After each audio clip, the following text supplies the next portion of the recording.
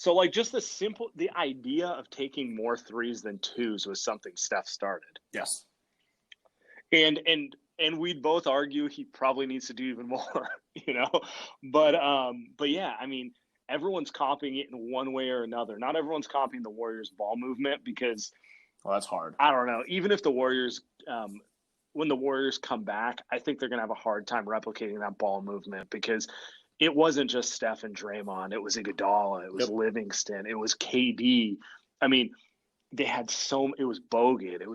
You just don't see an assembly of that many passers that often. Usually it's more of like you're lucky if you have 2 to 3 guys who can make high IQ decisions. Yep, that's a great point. To go back with Steph real quick too, I was texting you these numbers the other day. You look at Steph's career three-point shooting percentage, 43%. I'm looking at James Harden's shooting.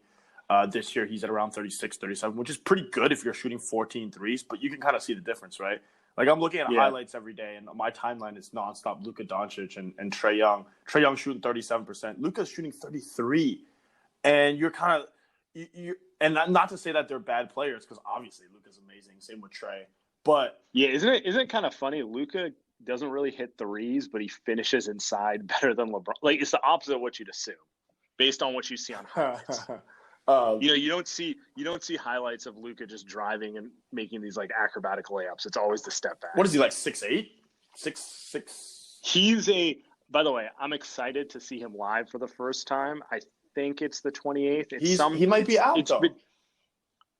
I think he's going to be back by then. Okay. They're saying it's not. Well, you're right. He could be out, but they're playing Dallas at Chase in between during the holidays. I think it's the 28th. But anyway, and yeah, my impression has been he's one of those guys who's more like 6'9" than 6'6". You know how like everyone's 6'7", 6'8" on their measurements, and like you see Draymond, you're like, you're more like 6'5". Yeah. And then you see LeBron, you're like, you're a little closer to 6'10". KD's like 7'1". Yeah, Luke is one of those guys who I'm like, oh, he's not lying on his measurement. If anything, he might be rounded down.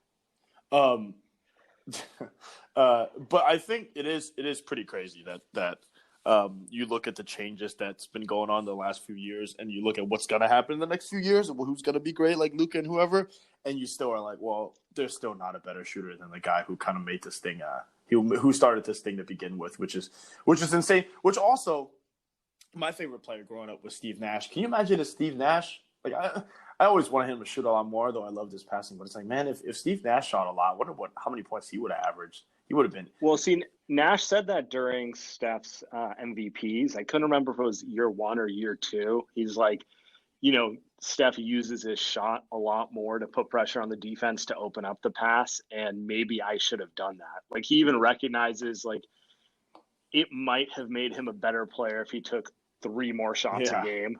It might have helped his team more, is really what it comes down to. I mean, they wanted a high clip, but I'm looking at it right now. In his MVP years, he was taking 13 shots a game, 4 to 5 threes.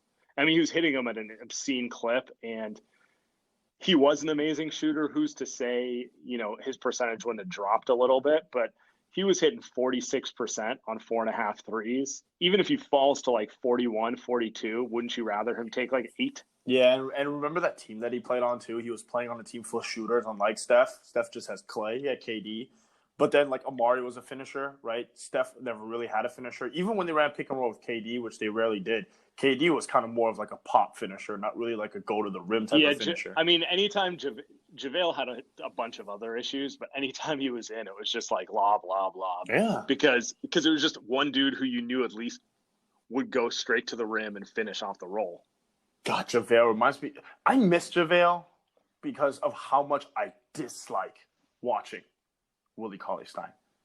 You warned me when they first signed Willie Cauley-Stein. I had no take. It's like, okay, I want to see what happens. And I was hoping he would turn into JaVale. I think his career, he may end up being like JaVale, but it might be in 3 years. You know how like JaVale nearly washed out, and then at 29 with the Warriors, they kind of figured out a role that fit him perfectly, and he's just playing that role. He knows exactly who he is now. It doesn't mean he doesn't have flaws, but he just does what he's good at, and that's it. maybe there's hope for Willie to become that, but I don't think it's happening on the Warriors anytime soon. Yeah. What are we? Do we have anything else to talk about in terms of team of the decade? They forgot to put KD in the video clip in the Warriors account, which is that's pretty funny. Yeah, you know what my theory on that is?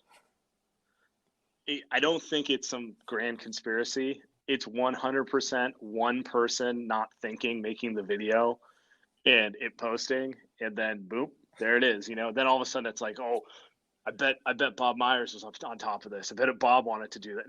No, it was just Do you think anyone even notices that stuff? You remember how they were overcompensating to kind of make sure that everyone knew they appreciated Kevin Durant? There was no way. I mean, if anything, if Lego was involved in this video, he would have just 10 seconds of KD and like no Steph, Draymond, Clay. It'd just be a big KD highlight reel with like some grandiose music behind it. KD can still come back. Would be the.